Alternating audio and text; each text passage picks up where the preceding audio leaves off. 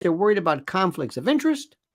They're worried about what could be perhaps appearances of impropriety, collusion, bribery, treason, when they're not lifting a finger to investigate anything involving Joe Biden and that rancid, horrid, drug-addled reprobate, that vile vermin Hunter Biden. Not a clue, not a concern. The president and his son acting as a bagman with America's true enemies, not a word. Yet, Alito, who dares to write the majority opinion in Dobbs,